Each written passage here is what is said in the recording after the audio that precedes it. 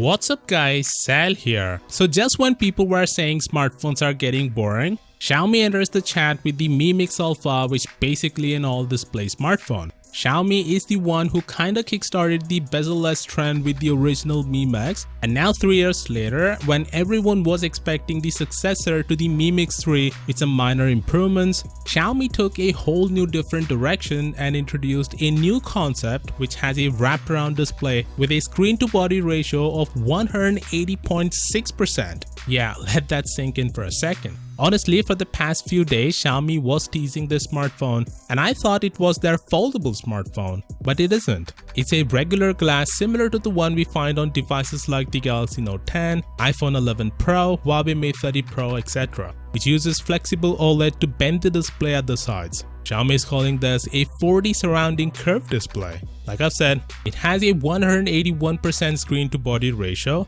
the rest 19% is occupied by small border up top and bottom, and the rear cameras eat some of that screen to body ratio real estate. Speaking of which, the phone has 108 megapixel camera. As we have talked in the past, Samsung is the supplier of this camera, which uses tetracell technology to take full 108 megapixel images in daylight and 427 megapixel images in low light and combine it to form one detailed image. There's a wide angle and telephoto camera present as well. As you can see, there's only one set of cameras on this phone, and if you want to take selfies or make video calls, then you have to flip the phone, which shouldn't be a problem because there's a display at the back as well. All in all, it looks identical to the Huawei's foldable smartphone, the Mate X, but the difference is the Mi Mix Alpha isn't a foldable smartphone. It still amazes me how fast the technology is evolving. I mean, I knew we would see smartphones that would look like this in the future, but didn't expect that would happen in 2019 itself. To be clear, this is still a concept, which means Xiaomi isn't mass producing it like their other smartphones.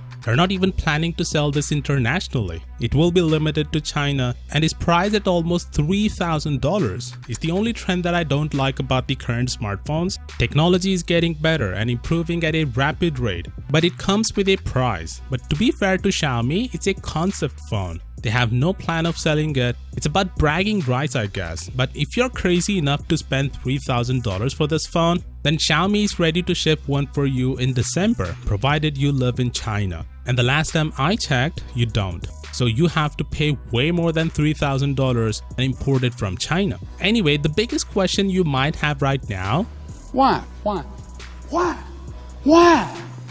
Look, I totally understand that it doesn't provide much of value other than the fact that it looks freaking cool. Listen, phones are getting ridiculously expensive to the point that they're not just phones anymore, but a status symbol as well. It reflects your personality, if that makes sense. When I'm buying a car, my top priority is looks, and then comes the rest. Same for the phones as well. When I'm buying a budget or mid-range phone, looks are not really that important. The specs and features are. But when I'm getting a flagship, looks are one of the top priorities before making a purchase. And I'm sure there are millions out there with a similar mindset as well. That's why looks are important, and that's why this phone matters. Phone companies aren't dumb that they are running in a race to increase the screen to body ratio, because they know there's a huge demand for this. And that's the reason this phone exists, and probably more companies would follow suit and come with similar phones as well. One more thing I need to mention is that accidental touches are not going to be a problem, because they can just ignore the side areas with the help of a software, just like Huawei did with the Mate 30 Pro and Samsung does with their flagships. Of course, with that being said,